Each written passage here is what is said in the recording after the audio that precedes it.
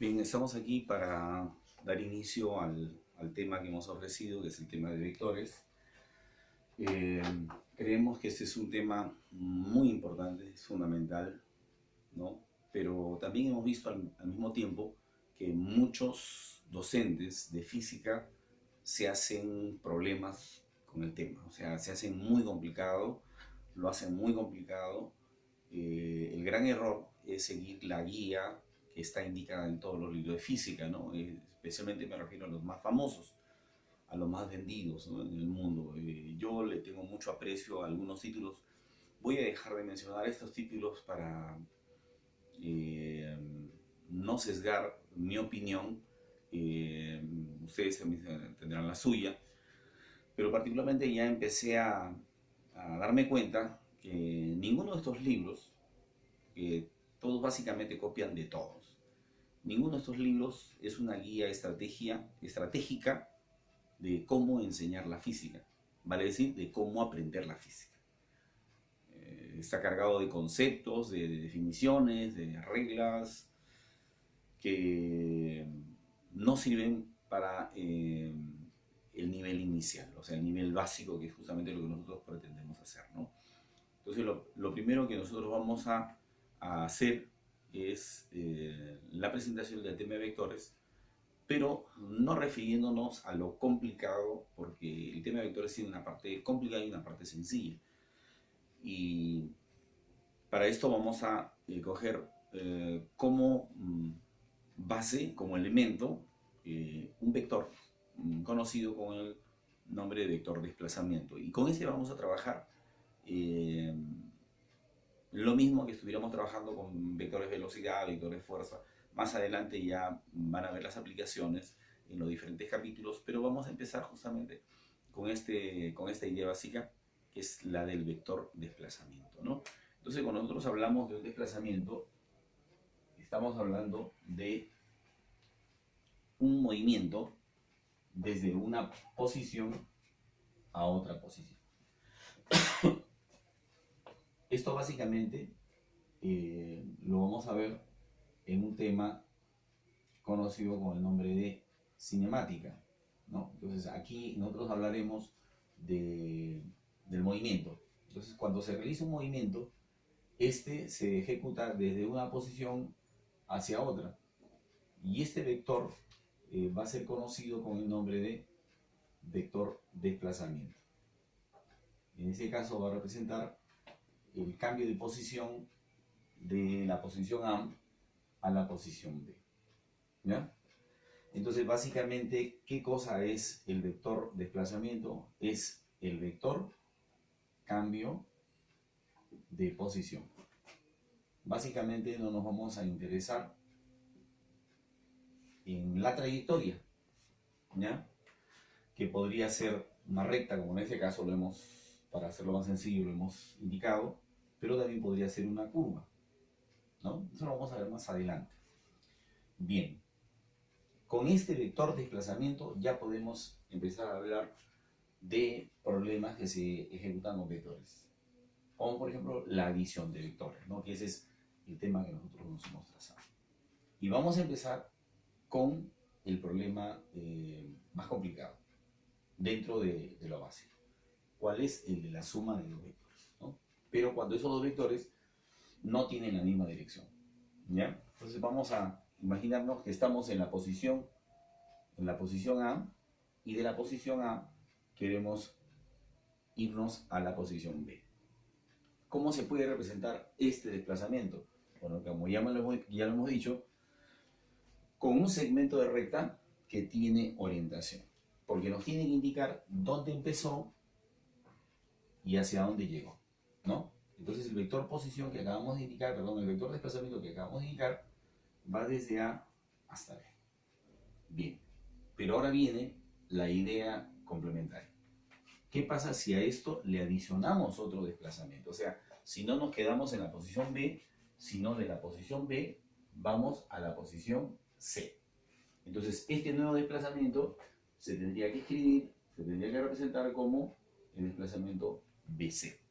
La pregunta es, ¿qué cosa esto me da como resultado? A ver, vamos a explicarlo. estábamos en el punto A y del punto A nos hemos ido al punto B y del punto B nos hemos ido al punto C. O sea, básicamente ya estamos en el punto C. O sea, ¿cuál es el cambio de posición que han originado estos dos desplazamientos? Uno solo.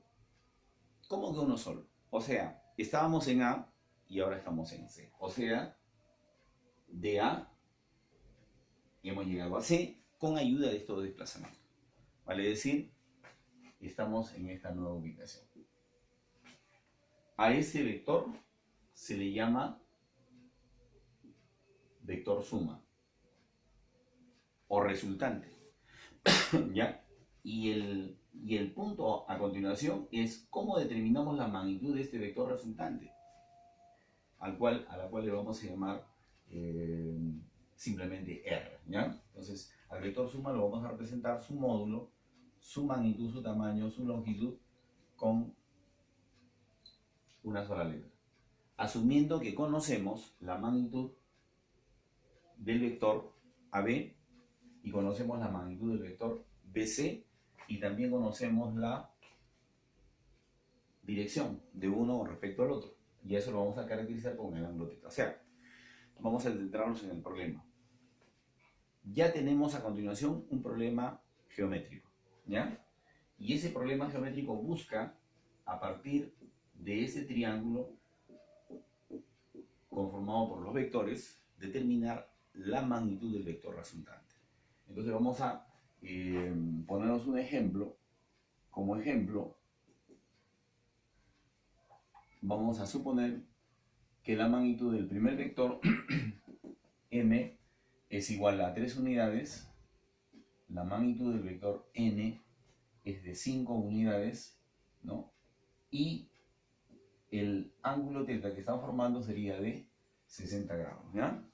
Para ello, también, a propósito de que tenemos el ángulo de 60 grados, nosotros tenemos que recordar el triángulo notable donde está incluido este ángulo, ¿no? Es el triángulo cuyas dimensiones se conocen. Si acá es 60 grados, este de acá es 30 grados, ¿no? Y empezando por el cateto más pequeño, ¿no? Si este es el cateto más pequeño, el otro cateto sería por la raíz de 3 y la hipotenusa sería el doble del cateto más pequeño. Ya, entonces en este caso nosotros vamos a proceder a colocar aquí la magnitud del primer vector, que como ya lo hemos indicado es 3, luego la magnitud del segundo vector, que es 5, y para poder encontrar la longitud pedida, que es R, vamos a nosotros hacer un trazo auxiliar.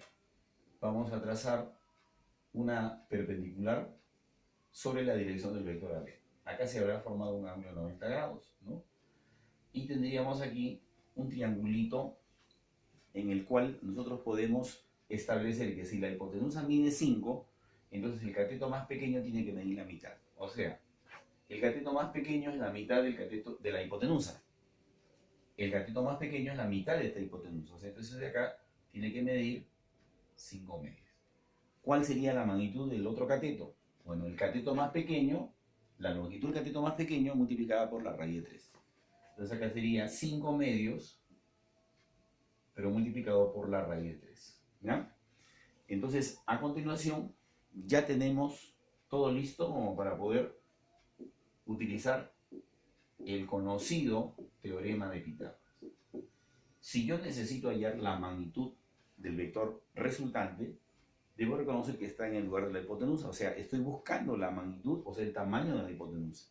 Y para eso, ¿qué cosa necesito? Dos medidas. La medida de uno de los catetos, que sería en este caso el cateto horizontal, y la medida del otro cateto, que sería la medida del cateto vertical, que dicho ese paso ya está indicado. Acá no solamente nos faltaría indicar cuánto me sale esta suma, o sea, cuánto es 3 más 5 medios.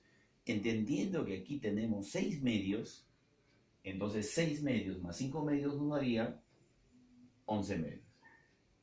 Entonces ya tenemos los lados del triángulo, ¿no? Donde vamos a aplicar el teorema de Pitágoras, y la resolución solamente pasa por aplicar el teorema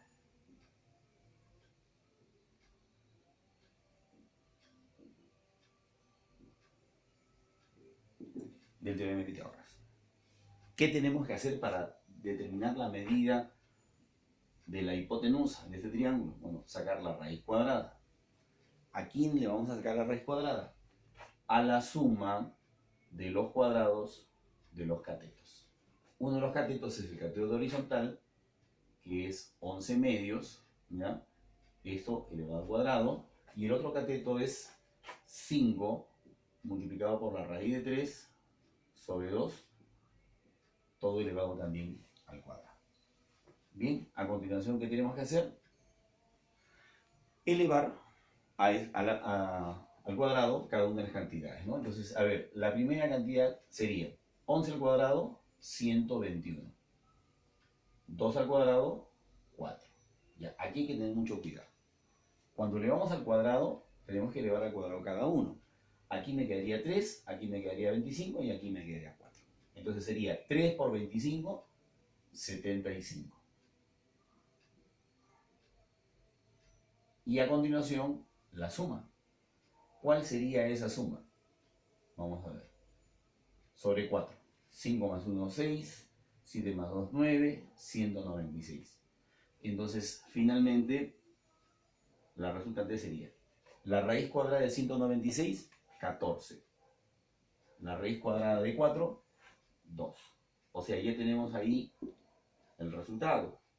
La magnitud del vector resultante sería de 7 unidades. O sea, quiere decir que si tenemos dos vectores de 3 y 5 unidades que forman entre sí un ángulo de 60 grados,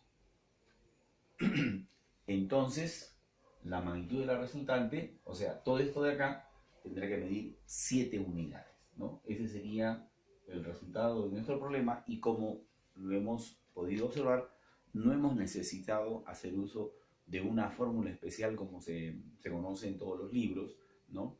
Que habla de que la resultante, la suma de los cuadrados, etcétera, etcétera, ¿no? Entonces, haciendo un sencillo razonamiento, nosotros podemos resolver cualquier tipo de problema que involucre justamente el cálculo de la resultante de dos vectores, ¿no?